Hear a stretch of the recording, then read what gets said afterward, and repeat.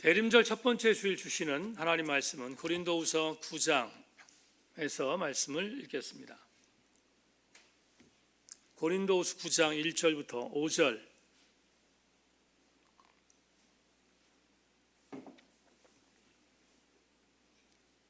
신약성경 295페이지에 있습니다. 참고하실 수 있기를 바랍니다. 고린도후서 9장 1절로 5절 말씀을 제가 읽습니다. 성도들을 섬기는 일에 대하여는 내가 너희에게 쓸 필요가 없나니 이는 내가 너희의 원함을 알미라. 내가 너희를 위하여 마케도니아인들에게 아가에서는 1년 전부터 준비하였다는 것을 자랑하였는데 과연 너희의 열심이 퍽 많은 사람들을 분발하게 하였느니라. 그런데 이 형제들을 보낸 것은 이 일에 너희를 위한 우리의 사랑이 헛되지 않고 내가 말한 것 같이 준비하게 하려 함이라. 혹 마케도니아인들이 나와 함께 가서 너희가 준비하지 아니한 것을 보면 너희는 고사하고 우리가 이 믿던 것에 부끄러움을 당할까 두려워하노라. 그러므로 내 형제들아, 내가 이 형제들로 먼저 너희에게 가서 너희가 전에 약속한 연보를 미리 준비하게 하도록 권면하는 것이 필요한 줄을 생각하였노니 이렇게 준비하여야 참 연보답고 억지가 아니니라. 아멘. 주님 다시 오실 때까지 찬양하겠습니다.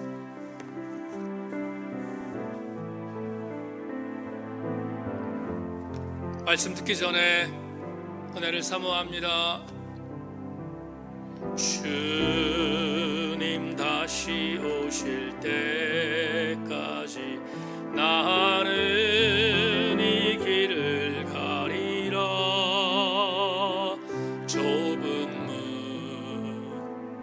좁은 길 나의 십자가 지고 나의 가는 이 길 끝에서 나는 주님을 보리라. 영광의 내 주님 나를 맞아주시리. 주님 다시 오실 때까지 나는 일어나 달려가리라. 주의 영광 온 땅 덮을 때 나는 일어나 노래하리.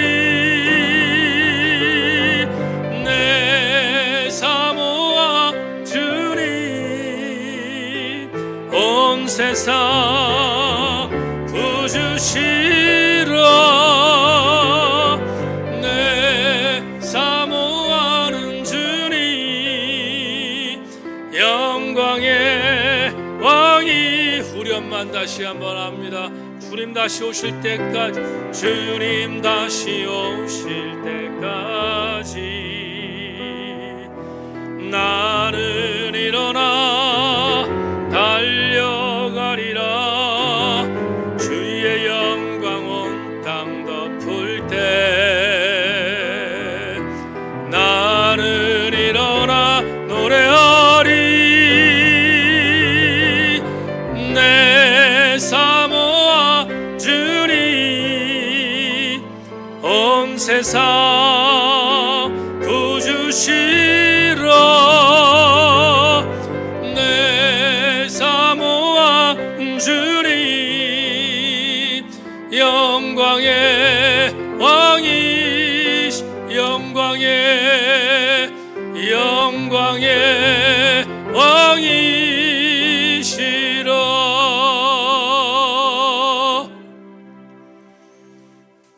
오늘 이 찬송이 하나님 위로가 됩니다. 주님이 이 땅에 오실 때까지 잘 준비하고 잘 예비하는 우리 성도들 되기를 원하고, 이 귀한 시간 말씀으로 대림절 첫 번째 주일에 메시지를 받겠습니다. 가슴이 뜨거워지게 하여 주시기를 원합니다.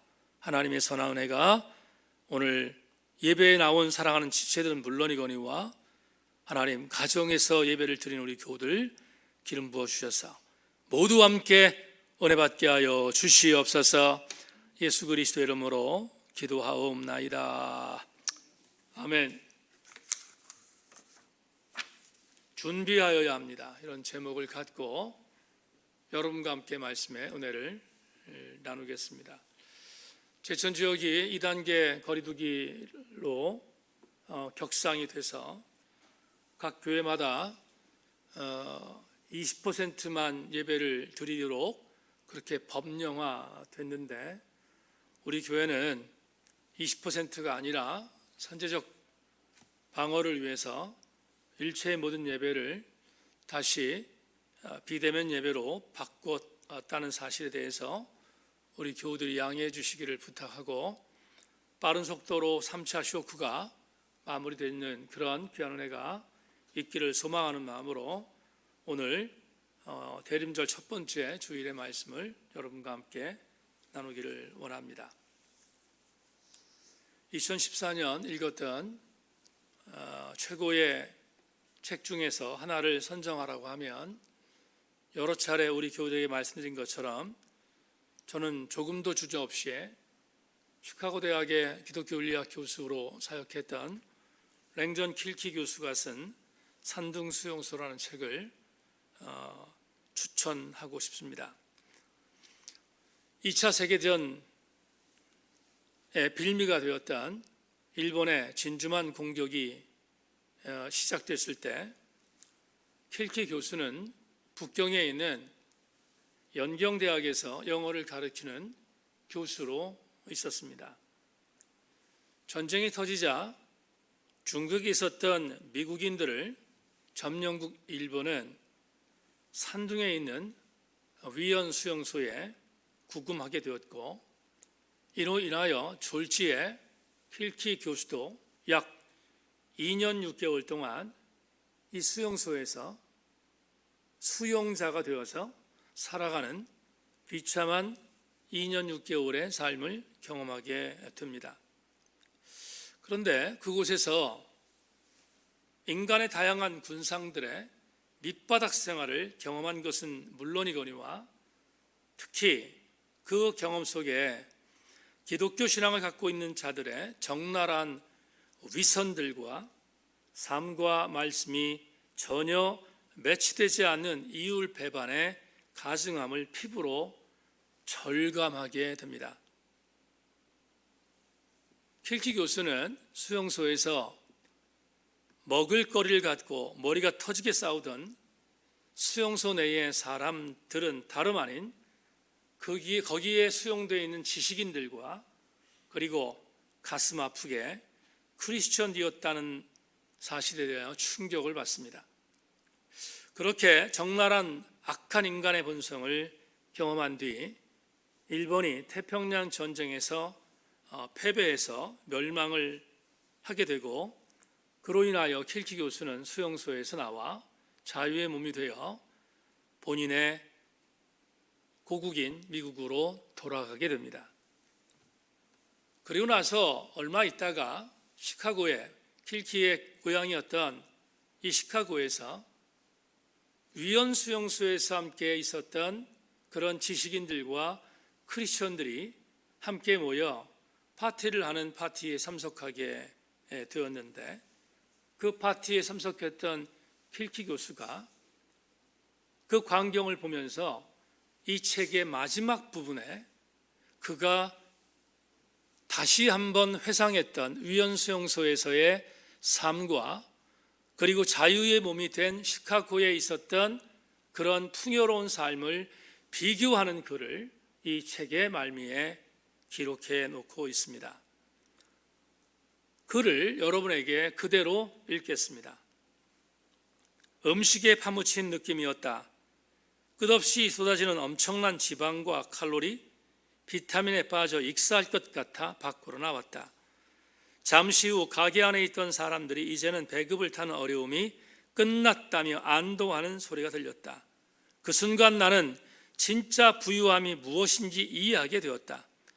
수용소 생활은 끝났지만 그 생활은 여전히 내 의식을 지배하는 것이 분명했고, 영원히 사라지지 않을 것 같았다. 수용소의 삶과 여기의 삶 사이에는 어떤 연결이 가능한 것일까?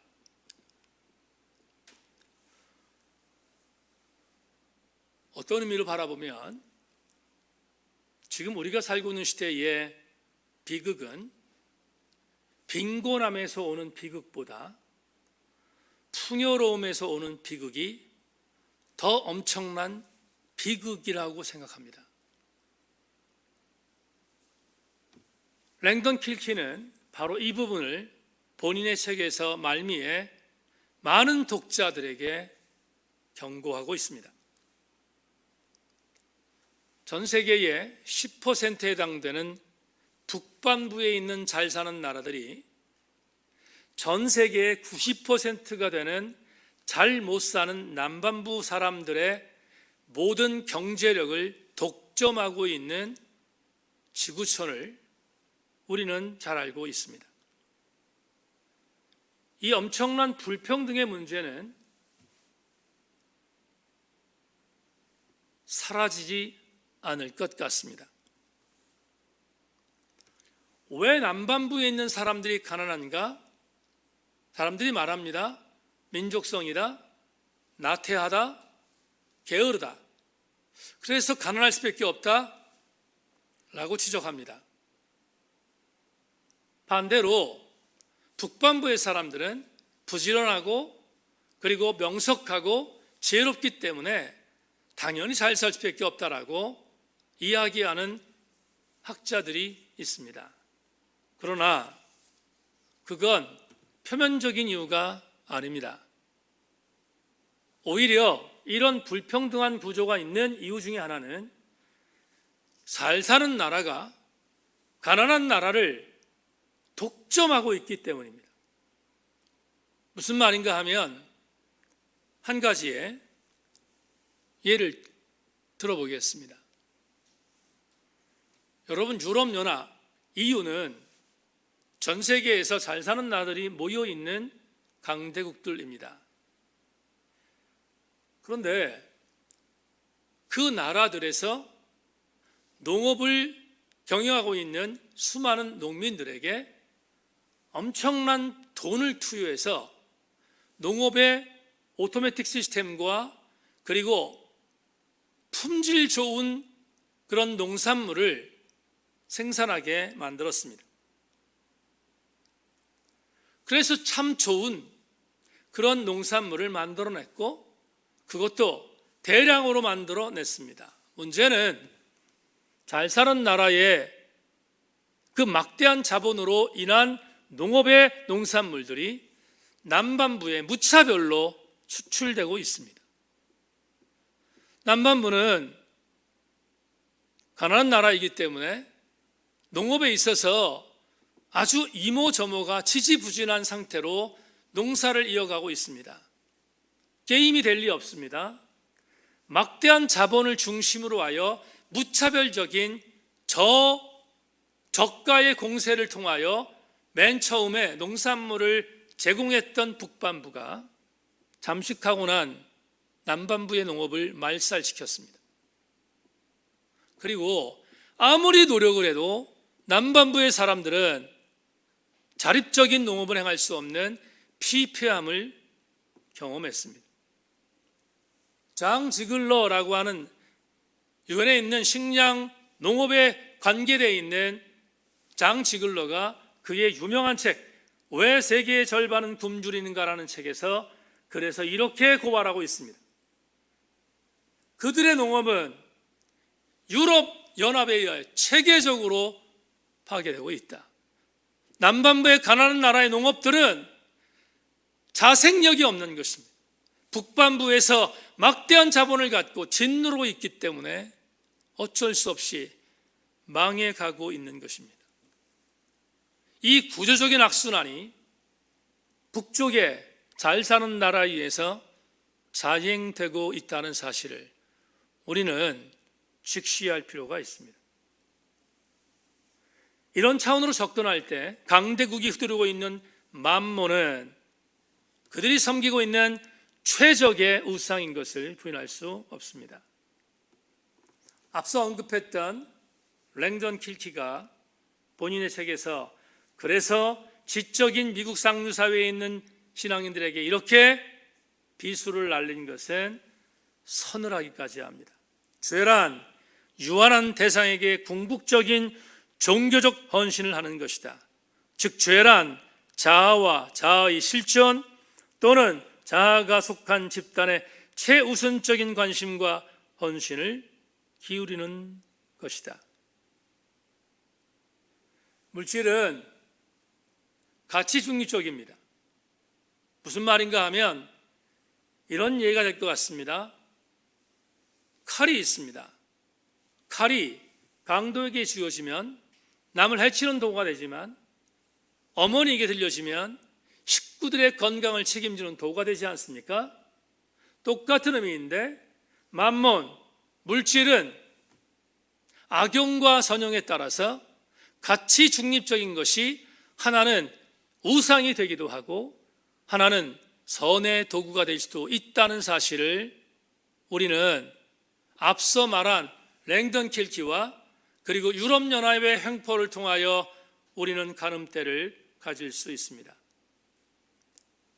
오늘 저는 여러분과 함께 고린도 34번째 강해를 진행할 예정으로 있는데 2020년 대림절을 시작하는 오늘 첫 번째 주일 동서남북을 바라봐도 샬롬의 소식은 전해지지 않는 것 같습니다. 여기저기를 봐도 해답이 보이지 않는 것 같습니다. 그런데 이렇게 샬롬은 사라지고 두려움과 공포가 있는 시대인 것은 분명하지만 아무리 그래도 아기 예수 그리스도의 탄생을 기다리고 있는 그리스도인들은 어떻게 신앙생활을 감당할 것인가?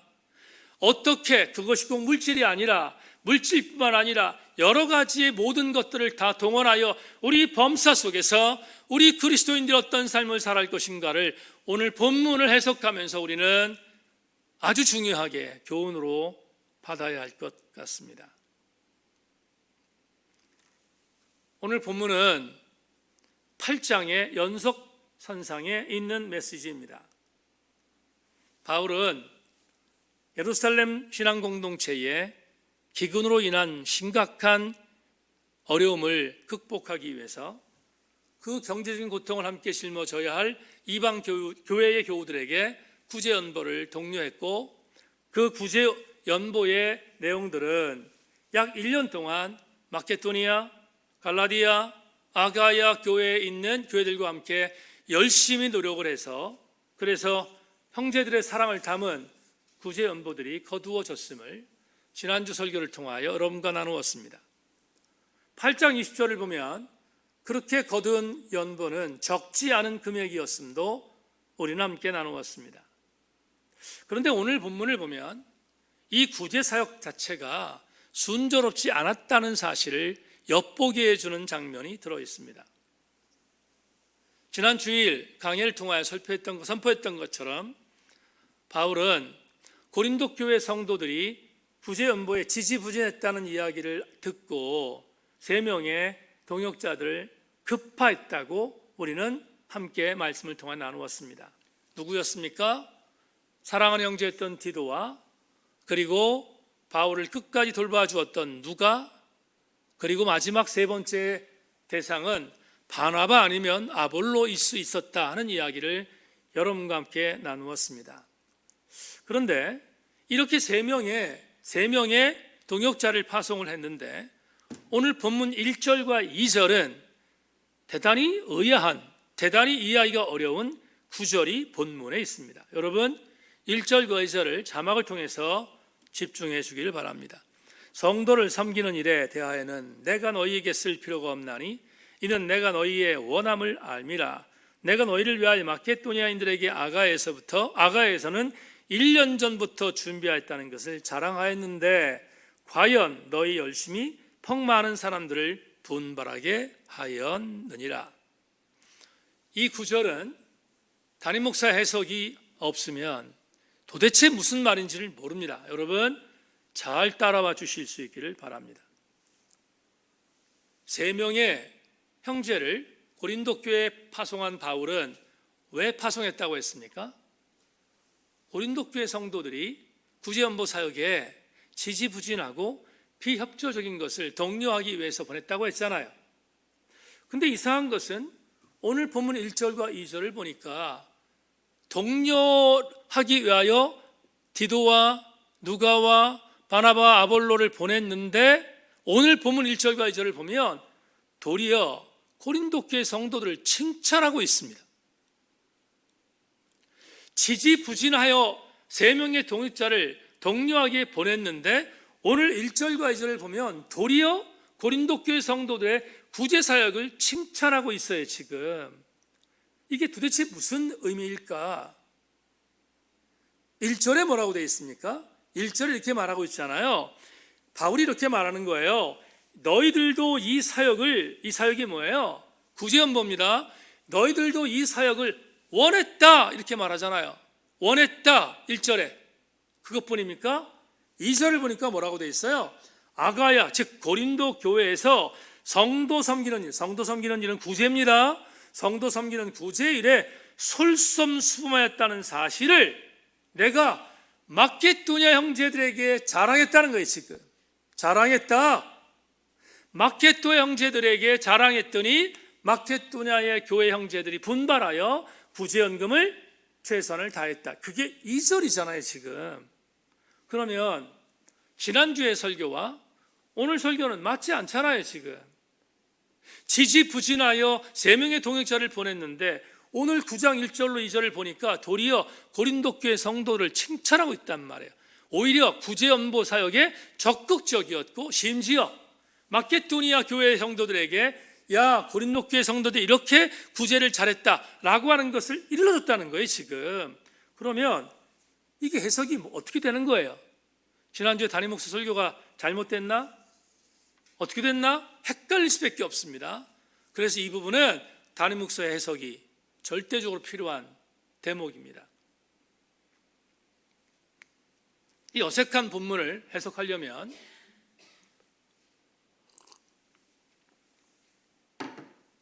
조금 더 세밀하게 본문을 접근해야 합니다. 8장 우리 지난번에 봤던 8장입니다.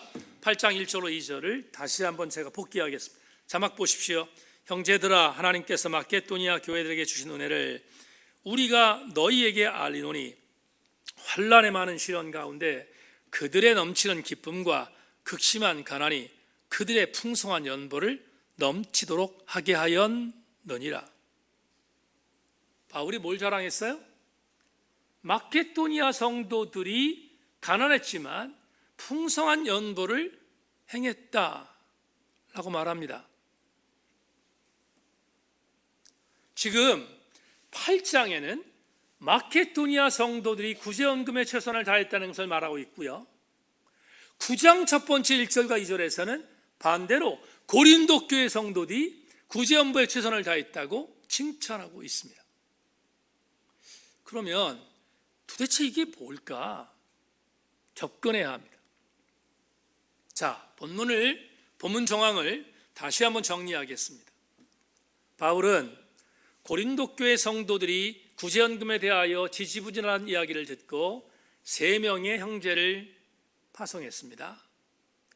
다시 복귀합니다, 여러분. 그 3명의 형제는 누구였습니까? 디도였습니다. 그리고 누가였습니다. 그리고 바나바 아니면 아볼로였습니다. 그러면 분명히 이 편지, 이 고린도후서라는 이 편지는 4번째 편지라고 했는데 이 4번째 편지를 디도가 가져갔다고 제가 이전 설교에서 말씀드렸는데 디도가 팀장이 돼서 편지를 갖고 갔습니다. 편지를 갖고 갔는데 옆에 배석한 사람이 있습니다. 고린도 교회 형제들이 있는데 디도가 이 바울의 편지, 두루마기로 되어 있는 이 편지를 읽었을 거 아니에요. 전달했다는 건 읽었다는 거거든요. 읽었어요. 근데 옆에 누가 있습니까? 누가가 있고 또 누가 있습니까? 바울로, 바나바나 아볼로가 있을 거예요. 그러면 어쨌든 간에 이 팀이 고린도 교회 성도들에게 구제연금을 독려하기 위하여 지금 바울이 쓴 이 편지를 가지고 가서 그들에게 읽어주고 있어요. 근데 자 보세요. 여러분들이 지금 여기 나와 앉아있는 여러분들 아니면 가정의 세배를 드리는 성도들이 고린도 교회 성도들입니다. 저는 디도예요. 제가 읽고 있습니다. 옆에 형제들이 디도 배석하고 있습니다. 그러면 어떤 압권이 있는가 하면 이런, 상상하세요. 이런 압권이 있어요. 지금 고린도 교회 성도들이 앞에 있는 사람들이 누구인지에 대하여 그들은 알고 있어요. 어떻게 알고 있냐면, 설명할게요. 디도는 한 번만 방문한 게 아니잖아요. 디도는 여러 차례 왔다 갔다 했습니다. 디도가 출신이 어디예요?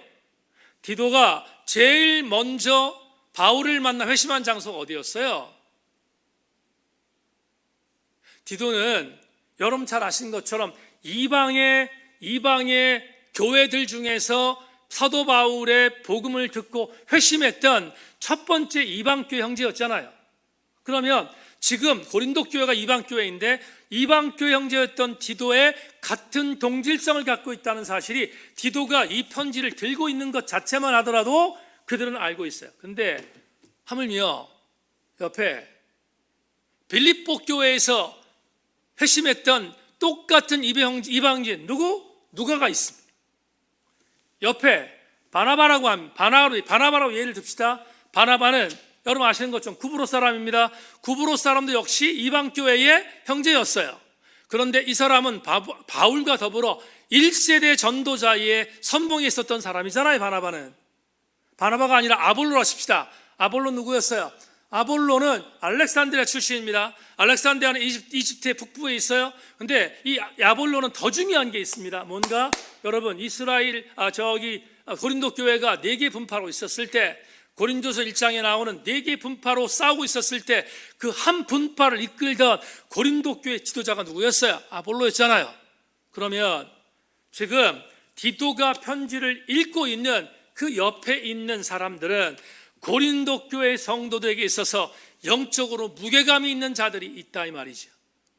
또 한 가지 중요한 건 뭐냐?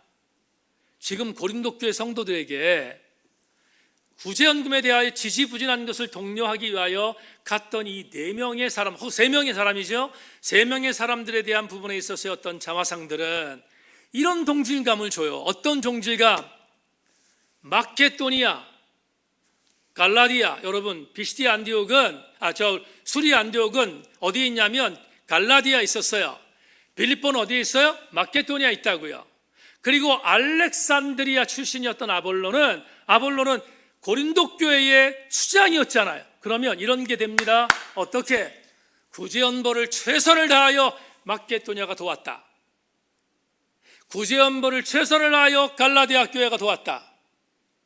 그리고 아볼로가 있는데 너희 고린도 교회 아가의 출신들도 이 사역을 당연히 돕는 것은 우리가 여기 있는 이 3사람을 보더라도 분명히 너희들이 같이 해야 할 사역이다 하는 것을 강조하고 있는 거예요. 지금 이 사람들을 통하여 강조하고 있어요. 그런데 그것뿐만이 아니에요. 플러스 알파가 있어요. 뭐가 있는가? 여러분 오늘 본문의 정황을 보면 분명한 사실을 알게 됩니다. 1절과 2절에서 뭐라고 돼 있어요?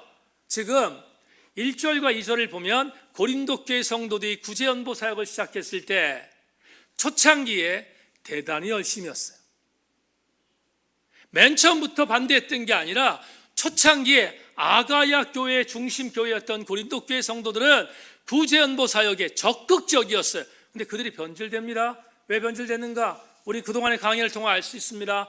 바울에 대하여 반대자들이 고린도 교회의 어떤 정권을 잡고 바울에 대하여 반대하는 일들이 벌어졌습니다.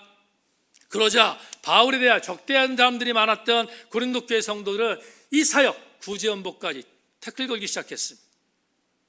그래서 맨 처음 초창기에 잘 섬기던 구제사역, 이 구제사역이 지지부진해진 가운데 1년이면 끝날 수 있었던 것이 1년 6개월 동안이나 진행되었고 그 6개월 동안의 삶에 대한 부분을 오늘 본문 정황에서 누가, 디도, 그리고 바나바와 아니면 아볼로라고는 형제가 가서 독려하기 위하여 지금 이 현장에서 구제사역에 대한 현장의 내용에 대한 부분을 독려하는 것이 오늘 본문 9장에 있음을 우리는 공부하고 있잖아요.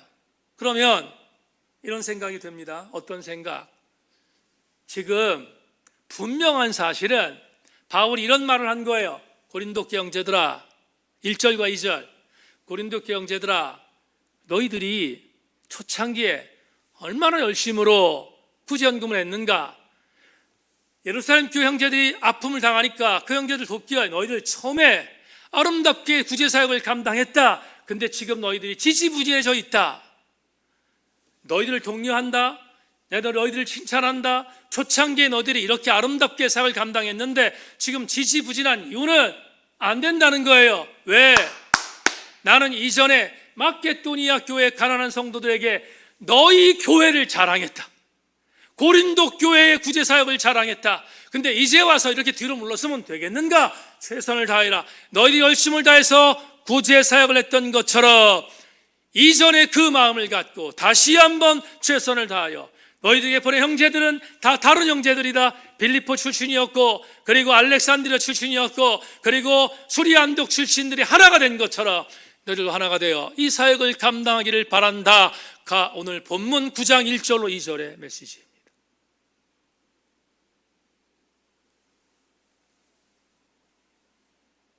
바울은 이렇게 고린도 교회 성도들을 독려한 뒤에 그들이 절대로 뒤로 물러설 수 없는 3절부터 5절까지의 말씀을 오늘 본문에 남기고 있습니다. 3절부터 5절. 그런데 형제들을 보낸 것은 이 일에 너희를 위한 우리의 사랑이 헛되지 않고 내가 말한 것 같이 준비하게 하려 함이라. 옥 마케도니아인들이 나와 함께 가서 너희가 준비하지 아니한 것을 보면 너희는 고사하고 우리가 이미 있던 것에 부끄러움을 당할까 두려워하노라. 그러므로 내가 형제들로 먼저 너희에게 가서 너희가 전에 약속한 연보를 미리 준비하게 하도록 권면한 것이 필요한 줄을 생각하였노니 이렇게 준비하여야 참 연보답고 억지가 아니니라. 여러분, 빼박할 수 없도록 만든 3절부터 5절까지 말씀이 무슨 뜻입니까? 세인트루시 대학의 톰 나이트의 해석을 보겠습니다. 세 가지입니다. 첫째, 고린도 교회 형제들이 구제 연보들을 확실하게 준비하여 형제들에게 전달해 줄 것을 기대한다는 메시지예요. 두 번째, 구제 연보가 고린도 교회의 공동체가 자발적인 사역으로 진행되어지기를 기대한다는 메시지고, 세 번째, 이 모든 물질 모금의 사역이 공개적으로 투명적으로 진행되기를 기대한다는 메시지가 3절부터 5절에 담겨 있습니다. 그 중에 앞권이 나와요. 뭡니까? 5절이에요. 5절. 독려했던 메시지의 앞권이 5절입니다. 5절에서 분명히 이렇게 말합니다. 그러므로 내가 이 형제들로 먼저 너희에게 가서 너희가 전에 양보한 약속한 연보를 미리 준비하게 하도록 권면하는 것이 필요한 줄 생각하였노니 이렇게 준비하여 참 연보답고 억지가 아니니라. 준비하여야 참 연보답고 억지가 아니니라. 그러면 오늘 이상의 해석을 통하여, 여러분 오늘 본문 해석을 담임 목사가 추석했습니다. 해석을 통하여 오늘 주시는 은혜를 찾겠습니다. 자막 보겠습니다. 오늘 여러분에게 연보에 대한 메시지를 전하고 있는데 외언을 확장하겠습니다. 외언을 더 많이 확장합니다. 주님의 사역은 철저하게 준비해야 한다 하는 거예요. 영어로 얘기합시다. 준비되지 않은 사역은 주님이 원하시는 사역이 아니다 이 말이에요. 5절 하반절에 있는 말씀, 여러분 다시 한번 강조합니다. 바울은 지지부진했던 고린도 교회 형제들에게 너희의 초창기의 그 열심을 다시 한번 되찾고 준비해라. 내가 3명의 동역자를 보냈는데 지지부진하지 말고 준비된 연보를 그들에게 전해주기를 바란다. 이게 바울의 오늘 본문 메시지입니다.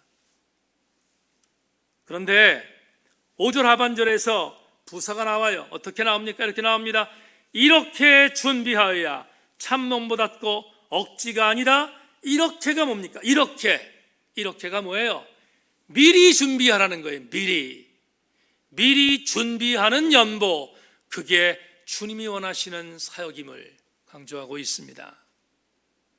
자, 설교를 이제 마무리할 즈음에 왔는데 외언을 확장한다고 했습니다. 분명히 본문은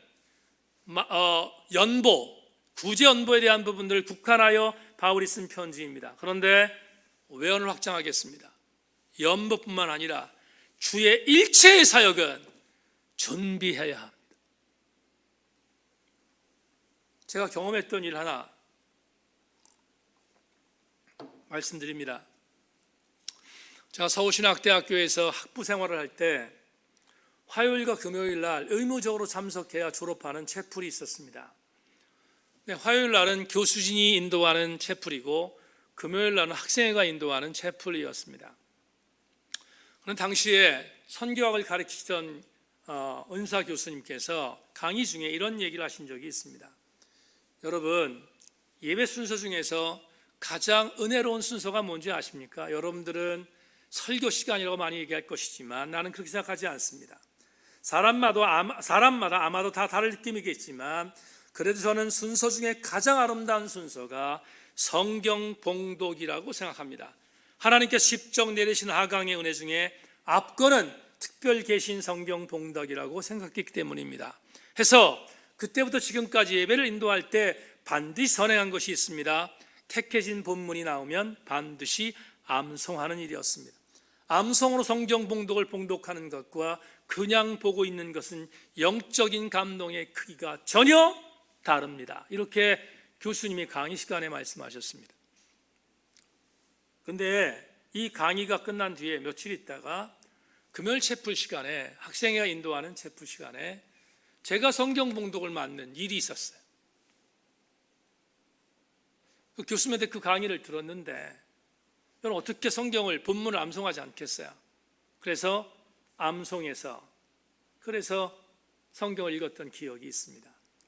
지금 40년이 다 돼가고 있는 이 일을 기억하는 이유가 뭐냐 하면 그날 암송하여 봉독한 성경 봉독에 주시는 흘러내리신 기름 부음의 은혜는 제가 경험했던 최고의 은혜였습니다. 당시 교수님께서 하셨던 이 성경 봉독의 가르침을 저는 이렇게 배웠습니다. 준비된 예배가 될 때만 기름 부음이 있다. 예배도 준비되어야 합니다. 준비되지 않은 예배는 기름 부음이 없다. 가정에 있는 교우 여러분, 가정에서 준비된 예배를 드리고 있습니까? 여러분 지금? 담임 목사가 지청구할까 봐 마지못해 헐렁한 옷 입고 나와서 그것도 가끔 왔다 갔다 하면서 그렇게 예배를 드립니까? 이게 웬 떡인가? 대면 예배 나가서 온전히 예배 집중할 수 없는 상황이었는데 이게 웬 떡인가? 또 비대면에 이런 기회를 주신 하나님 감사합니까? 그런 분이 있습니까 혹시? 예배가 준비되지 않은 상태로 예배를 드리는 성도 은혜 받을 수 없음을 기억해야 합니다. 예배뿐인가? 그렇지 않습니다. 일체의 사역이 준비되어야 합니다. 지난주 당회가 있었습니다. 장로님들과 함께 당회 속에 회의의 결론 중에 하나가 우리가 추수감사주일 날 사역했던 내용을 이웃을 향한 이타적 사역을 감당하는 것 중에 하나를 연탄 나눔으로 결정하기로 했습니다. 그런데 연탄 나눔을 즉흥적으로 했는가? 그렇지 않습니다, 여러분. 제가 10월 초에 새벽 예배를 인도하고 하나님께 엎드렸습니다.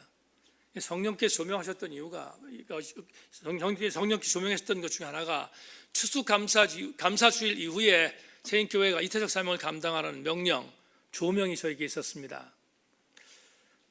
그래서 아멘 했습니다. 주님 하겠습니다. 근데 어떻게 할 것인가에 대한 부분들을 주님이 조명하신 것이 구체적이지 않았습니다. 하나님께 이렇게 기도했습니다. 하나님, 명령하셨으니까 제가 첫 번째 오는 감동이 주님이 하라는 명령인 줄로 믿고 그렇게 하겠습니다. 그리고 새벽에 기도하고 나서 무엇이 감동이 올지를 하나님께 물었습니다. 그리고 나서 그날 새벽에 예배를 마치고 점심 먹는 시간에 텔레비전을 봤는데 션이라고 하는 연예인이 나와서 연탄 밥상 공동체 연탄 나눔 운동이 이루어지는 것을 다큐멘터리식으로 한 것을 잠깐 보게 됐습니다. 그리고 제가 하나님께 약속한 것처럼 첫 번째 만나는 감동, 이 주님이 하시는 명령이라고 믿겠습니다. 그리고 장로님과 얘기해서 우리 제천 지역에 서민층에 있는 10명의 가정을 택했고 그 10명의 가정에게 이번에 연탄 나눔을 하는 그런 귀한 사랑을 전하는 것을 결의했습니다. 뿐만 아니라 대외사역부에서 감당하는 소녀들에게 생리대를 지원하는 두 번의 사역 중에 마지막 사역도 같이 할 예정으로 있습니다. 왜 말씀드립니까? 한 가지 이유 때문입니다. 여러분, 불쑥 그냥 생각나는 대로 행한 것이 아님을 말씀드리기 위해서입니다. 준비하지 않은 것을 행하면 주께서 기뻐하지 않습니다.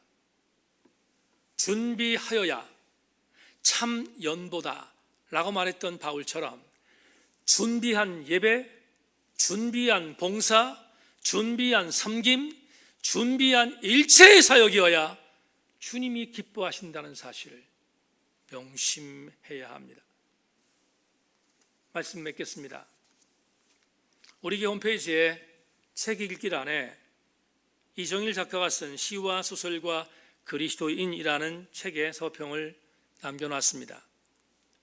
한 문장이 옥석이라서 어느 것 하나 버릴 것이 없는 참 좋은 책을 만나서 기뻤습니다. 그런데 작가가 남긴 감동 중에 한 대목을 제가 치열했던 대목이라서 소개하고 설교를 맺겠습니다.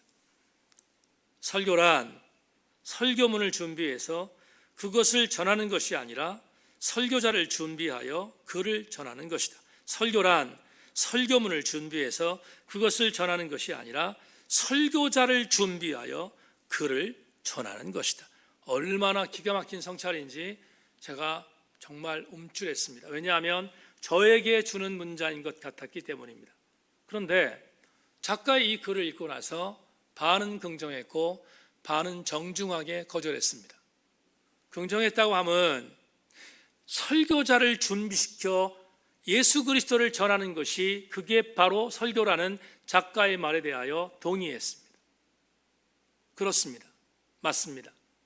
하지만 정중히 거절했다는 것은 설교문을 준비하는 것을 가볍게 여긴다는 그의 말을 거절했습니다.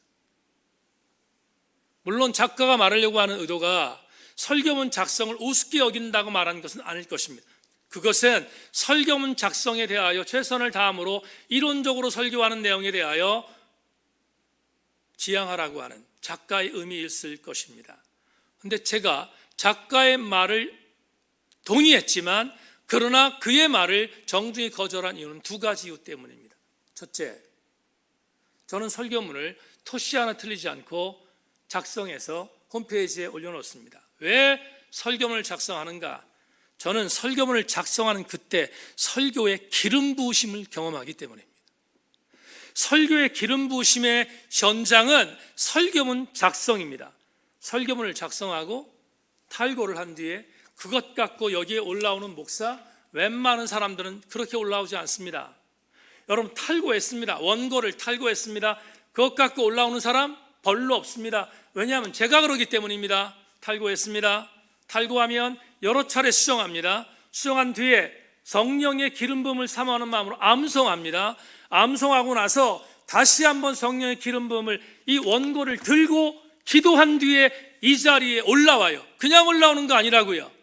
설교문을 작성한 뒤에 온전하게 암송하고 기름 부음을 사모한 뒤에 준비된 영성을 갖고 이 자리에 올라오는데 설교문을 작성하지 말라는 것을 받아들일 수 없었기 때문입니다. 두 번째, 저는 여러분도 아시다시피 설교문을 작성하면 반드시 기록하여 홈페이지에 그리고 제 블로그에 토시 하나 틀리지 않고 그대로 올려놓습니다. 왜 올려놓는가? 공유하기 위해서입니다. 공유한다는 말은 내 설교는 절대로 표절 설교가 아니라는 것을 밝히는 것입니다. 내 설교는 누구 걸 베끼지 않았다는 것을 밝히는 것입니다. 이 말은 다른 말로 표현하면 내 설교는 하나님과의 성령의 교제와 더불어 내 지적인 영성을 통하여 최선을 다하여 공부했다는 것을 보여주는 것입니다. 그래서 그 일들을 행하기 위하여 감당합니다. 제가 이 글을 써서, 이 설교문을 써서 홈페이지에 올리는 걸 보며 제 친구 목사가 이렇게 말한 적이 있습니다. 왜 그렇게 수고하고 왜 그렇게 힘든 작업을 하는지 도무지 이해가 안 된다는 거예요. 저에게 그렇게 말합니다. 그렇게 수고하여서 설교해도 성도들은 잘 알아듣지 못해. 그럴 수 있습니다. 좋은 성도 있을 수 있습니다. 그러나 제가 여러분 공부하지 않고 설교하는 것은 하나님께 득지하는 것이라고 믿기에 그걸 저는 용납할 수 없습니다. 다시 말합니다. 설교도 준비해야 되는 것입니다. 여러분에게 이렇게 말씀을 드리고 설교를 마무리하려고 합니다. 준비하라는 것은 이렇게 해석할 수 있습니다. 여러분 뭐에 준비합니까? 내가 가장 가치 있는 하나님의 은혜 안에서 이게 하나님께 가치 있는 것이라고 생각하면 준비합니다.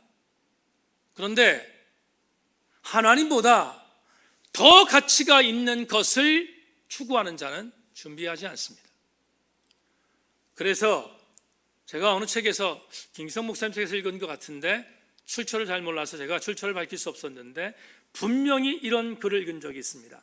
하나님을 위한 가치보다 더 소중한 일체의 것을 섬기는 것은 바로 우상숭배다. 말씀 맺겠습니다.